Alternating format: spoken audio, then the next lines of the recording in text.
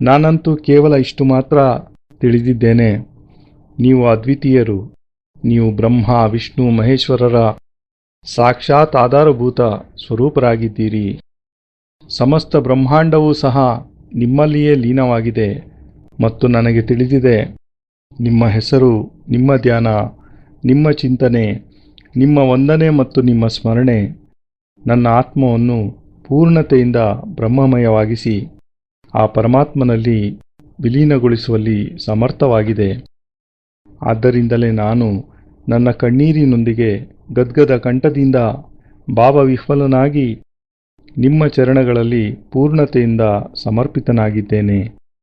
ನೀವು ನನ್ನನ್ನು ಹೊರದೂಡಿದರೂ, ನನಗೆ ನಿಮ್ಮ ಚರಣಗಳಲ್ಲಿ ಸ್ಥಾನವನ್ನು ನೀಡಿದರೂ, ನನಗೆ ನೀವು ವರದಹಸ್ತರಾಗಿ ಕೃಪೆ ತೋರಿದರೂ, ನಾನು ಹೇಗಾದರೂ ಇರಲಿ, ನಾನು ದೀನನಾಗಿರಬಹುದು, ದರಿದ್ರನಾಗಿರಬಹುದು, ಅನಾಥನಾಗಿರಬಹುದು, ಅಜ್ಞಾನಿಯಾಗಿರಬಹುದು, ಅಪ್ರಾಣನಾಗಿರಬಹುದು, ನಾನು ಏನೇ ಆಗಿದ್ದರೂ ಸಹ ಕೇವಲ ಮಾತ್ರ ನಿಮ್ಮವನೇ ಆಗಿರುತ್ತೇನೆ. ನಾನು ನಿಮ್ಮ ಅಂಶದ ಒಂದು ಸ್ವರೂಪವಾಗಿದ್ದೇನೆ. ನಾನು ನಿಮ್ಮ ವಿರಾಟತೆಯ ಒಂದು ಕಣವಾಗಿದ್ದೇನೆ. ನೀವು ನನಗೆ ಶಿಷ್ಯತ್ವದ ಬೋಧನೆಯನ್ನು ನೀಡಿದ್ದೀರಿ. ನನ್ನ ಶಿರಸ್ಸಿನ ಮೇಲೆ ನಿಮ್ಮ ವರದಹಸ್ತವನ್ನಿರಿಸಿದ್ದೀರಿ ಮತ್ತು ಆದ್ದರಿಂದಲೇ ನಾನು ನನ್ನಲ್ಲಿಯೇ ಹೆಮ್ಮೆಯಿಂದ ಬೀಗುತ್ತಾ ಸೌಭಾಗ್ಯಶಾಲಿಯಾದೆನೆಂದು ಭಾವಿಸುತ್ತಿದ್ದೇನೆ.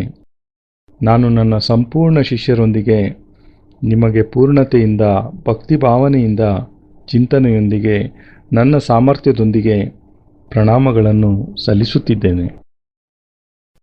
ಶಿಷ್ಯೋರ್ವತಾಂ ವೈ ಪರಿಪೂರ್ಣರೂಪಂ ವಿಹ್ವಲ್ ಸ್ವರೂಪಂ